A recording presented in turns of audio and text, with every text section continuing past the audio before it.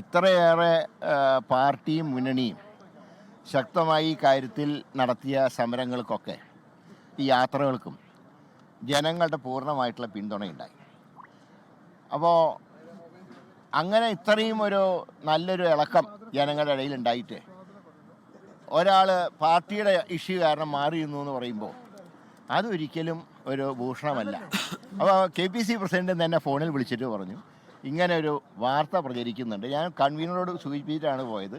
ഇന്ന് മലയാള മാസം 1-ാം തീയതിയാണ്. അപ്പോൾ കാലത്ത് ഉച്ചയ്ക്കൊക്കെ തൊഴുത് വൈകുന്നേരത്തെ ട്രെയിന് തിരിച്ചു പോകാനുള്ള പരിപാടിയാണ്. പക്ഷേ ഇങ്ങനെ ഒരു എല്ലാ ചാനലിലും ഒരുപോലെ വാർത്ത വന്നപ്പോൾ അത് കോൺഗ്രസ് പ്രവർത്തകർക്കും UDF പ്രവർത്തകർക്കും ഒരുപാട് പ്രയാസങ്ങളുണ്ടായി.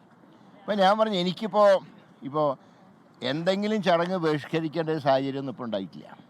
മാത്രമല്ല, ഇത് അയ്യപ്പ സംഗമത്തിൻ്റെ കാര്യം. അപ്പോൾ ശരിക്കും പറഞ്ഞാൽ ഞങ്ങളുടെ പരിപാടി ഇന്നലെ സമാപിച്ചതാണ്. ഇന്ന് UDFൻ്റെ ആയതുകൊണ്ടാണ് 4-5 ദിവസത്തെ ഓട്ടവും ഇന്ന് പിന്നെ 1-ാം തീയതി ആയതുകൊണ്ട് ഗുരുവായൂർ സന്ദർശനവും യാത്രയൊക്കെ ഭംഗിയായതിൽ ഗുരുവായൂർ ദർശനവും ഒക്കെ ഉദ്ദേശിച്ചിട്ടാണ് ഇന്ന് ഗുരുവായൂർക്ക് പോയത്. ഉച്ചയ്ക്ക് ഈ വിവരം അറിഞ്ഞപ്പോൾ KPC പ്രസിഡന്റ് ഫോണിൽ വിളിച്ച ഉടൻ തന്നെ ഞാൻ പുറപ്പെട്ടതാണ്. പിന്നെ വഴിയിൽ നിന്ന് ട്രാഫിക് ബ്ലോക്ക്, ഒരുപാട് തടസ്സങ്ങൾ, എല്ലാ തടസ്സങ്ങളെയും അതിജീവിച്ച് ഇവിടെ എത്തി.